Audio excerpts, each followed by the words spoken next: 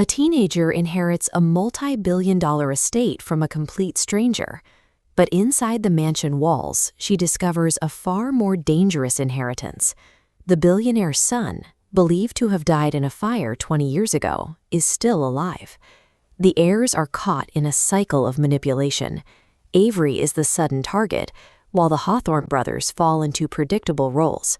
Jameson, the thrill-seeker who can't ignore a mystery, and Grayson, the protector who uses emotional distance to survive. Tobias Hawthorne Sr. left a game his grandsons thought they had already won.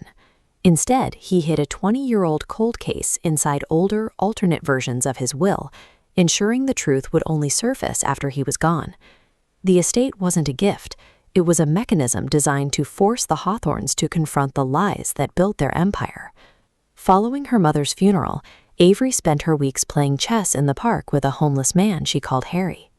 She purposefully won their matches just so she could buy him breakfast without wounding his pride.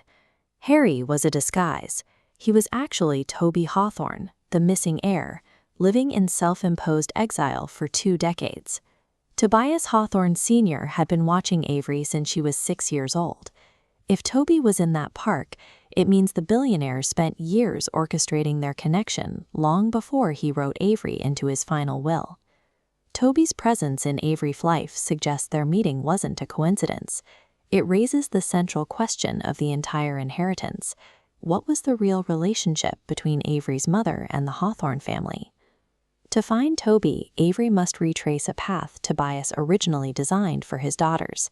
It was a test of reconciliation that Zara and Sky failed years ago. Every object serves a purpose.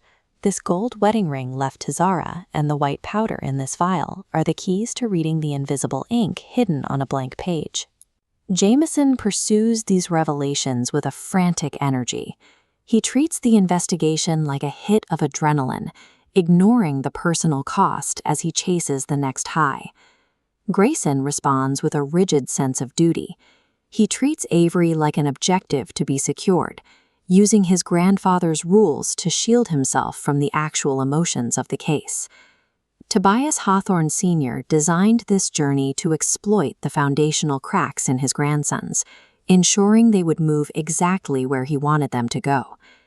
20 years ago, a fire on Hawthorne Island claimed the lives of 3 people.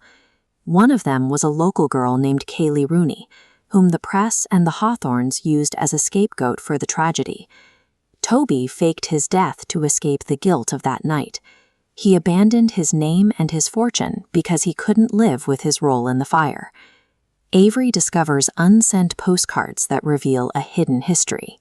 They document a romance between Toby and a woman he loved too much to bring back into the Hawthorne circle.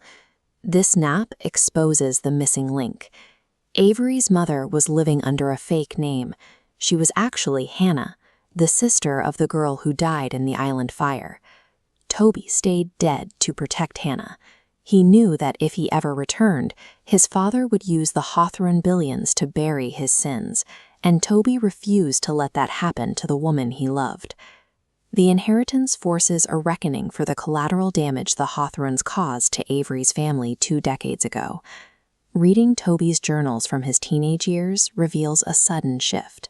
At 16 years old, his writing changes from a childish scrawl to a record of fury. On a bedroom wall, a single phrase under the blacklight changes everything. They lied. Toby had discovered a secret his parents never intended for him to know. He was adopted. This discovery carries a heavy biological weight. Toby shares no DNA with the man who built Hawthorne House or the family who lives there. The conclusion is undeniable. Even if Avery is Toby's daughter, she possesses 0 Hawthorne blood. She is not an heir by birthright. If Avery isn't the billionaire's granddaughter, the reason he gave her everything remains the most dangerous puzzle in the house. Avery follows her mother's history out of the mansion and into the real world. She tracks the trail to a small house in Jackson, Mississippi. Toby confirms the truth about her mother, but his message is a warning. He won't return, and he tells Avery that she must stop looking for a man who is already a ghost. Chasing this history is lethal. Avery is kidnapped by an antagonist seeking revenge for the fire on the island, a reminder that the Hawthorne name attracts violence. Inheriting the Hawthorne fortune means inheriting their enemies. Avery has already survived kidnappings and bombs. Now she must decide if she's willing to become as ruthless as the billionaire who chose her. Tobias Hawthorne Sr. didn't pick Avery for her bloodline. He picked her because she was the only person with the rare combination of high intelligence and a strong moral compass. As this coin reaches the peak of its arc, the old man's final gamble becomes clear. Avery was the only one who could find Toby, settle the family's debts, and hold the empire together without being destroyed by it. Avery steps into a courtroom, secures her independence, and officially takes the throne of Hawthorne House. She is no longer a pawn in a dead man's game.